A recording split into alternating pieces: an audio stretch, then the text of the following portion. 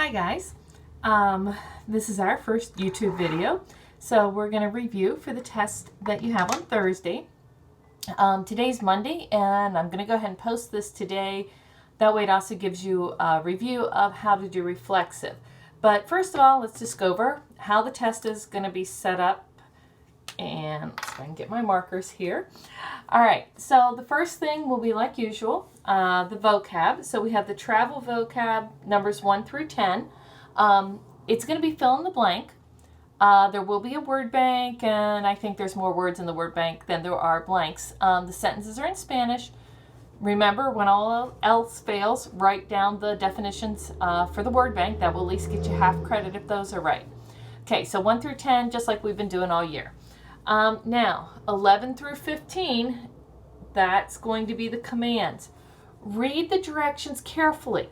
It gives you a little scenario so you know who is talking to whom. And that's going to be important when you're choosing the commands and who she's talking to, okay? Remember, on your commands, you need to go to the yo form first, okay? Get all those irregular spellings, the O to U, E to IE, the G's, and all those kind of things.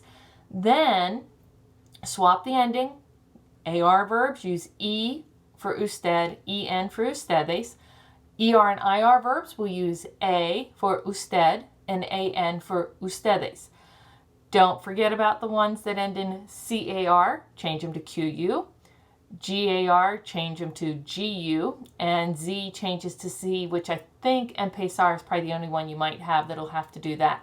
Make sure, go over those rules, page 286, okay? On that section, after you have gone through and filled in the commands, there's also a logical and illogical thing to choose, whether it would be something that she would really say. So again, read the directions. They're going to be really important in being able to answer those questions.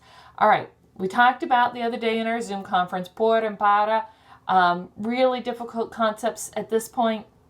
They're good to be familiar with, but they are going to be bonus on the quiz. It's just a couple of sentences like you did. You choose whether it's por or para. So give it a chance. Don't write down por for all of them or para for all of them. To me, that's not giving it a chance. You have to at least try. Okay, 21 through 25 then is the mission trip vocabulary. It's going to be matching. Spanish definition, but it's going to use words that you're familiar with, words we've had, or words that look enough alike to something in English. You'll be able to figure them out. So Spanish definition to Spanish word. And I don't remember whether there's an exact match on these. I think there's extra. There almost always are. So anyway, that's what you'll have as far as for that part of the test. Now, 26 through 35, that's 10 questions. That's reflexive. That's the stuff you're doing in your homework today and tomorrow, the stuff we talked about on the Zoom conference on Friday, okay? So one thing I forgot to mention on Friday, which is part of the reason I'm doing the video today, you need to know the definitions of the reflexive verbs on 289 or 298 and 299. I'm trying to read these numbers backwards. So you're going to need to know those definitions. Some of them we've had before. In their regular forms, but make sure you know the definition. They're going to give you a sentence. If you look at my example here, I don't want to mess up my chart. They'll give you an example. One blank, and then they'll give you two choices: acostarse or levantarse a las 6:30 de la mañana. Okay? So you look at your definitions. Acostarse means to go to bed. Levantarse means to get up.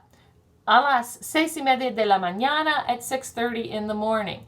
Now, there are people who go to bed at 6:30 in the morning because they work third shift. But we're talking about normally, okay, what most people do. They're going to get up in the morning, not go to bed. So your answer would be levantarse. So when you conjugate it, we take off the se. We look at our chart.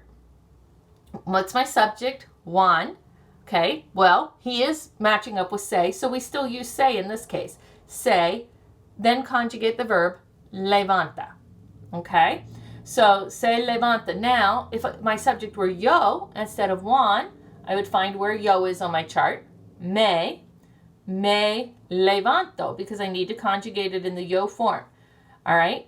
I don't have to have my subject, but if they give you the subject, me levanto, the subject will always come first. You need to keep the pronoun and the verb together. If you were saying I don't, the no would come first, okay? Keep your pronoun and your verb together. So in these, you're going to have to choose from the definition, and then you will conjugate. Put the say first. Now, there will be a couple of verbs in your choices that don't have say attached to them. Like it might just say lavar or comer. Well, if that's the verb you choose by the definition, you don't have the pronoun attached to the infinitive, don't use the pronoun in your answer. Only use the reflexive pronoun if it's there to start with. Okay, so if it's not there in the verb that you choose based on the definition, don't put the pronoun, okay? Okay, and again, your chart's pretty simple, and the verbs always come first. Make sure you remember they go in front. Okay, you will have 36 through 40, cierto y falso, over the two different culture things, and then 41 to 45 are your bonus questions, just like always. All right, if you're getting into your reflexive, as you get those submitted, I'll check them, get them back to you with comments or redo or whatever. Go back and watch this video. This is probably going to be shorter than watching the Zoom conference. You can watch that again. But don't make it harder than it is. If the verb has say at the end to start with, take it off, move it to the front, change it to the right one, and then just conjugate your verb normal, like we've been doing all year. Okay? O, as, a, or o, es, a. All right? The test will be on LMS. You'll be able to see it. You will not be able to write on it. So you will need to either type your answers into LMS separately, type them on a Word doc, send it to me, or print the test off, fill it in, then take a picture and send that to me, okay?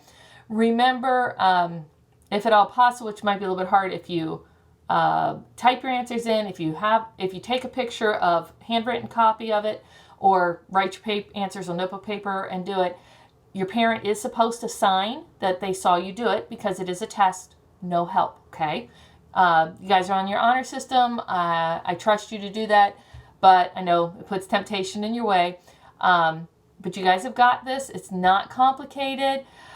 This kind of is a little bit harder test because it's got commands and reflexive.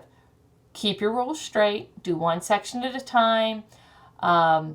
Think through the rules. Make sure you're following each rule for each answer. Don't put it in the yo form and forget to switch your endings on your commands. Okay? Or don't switch your endings but forget to use the yo form. Okay? Reflexive, don't forget to put your pronoun in front. Don't forget to change it. Don't forget to conjugate your verb. All right, guys? This week, because no school on Friday, no Zoom conference Friday, so I'll see you again the following week, but lesson plans for next week, beginning, let's see, the 14th, will be up on LMS, and then we'll go from there. So if you haven't done your vocab quiz yet today, make sure you get on LMS and do that. And I look forward to seeing you all later. Have a great Easter. And if you have any questions, just shoot me an email, and I'll do my best to get back to you as soon as possible. All right, have a great day. See ya.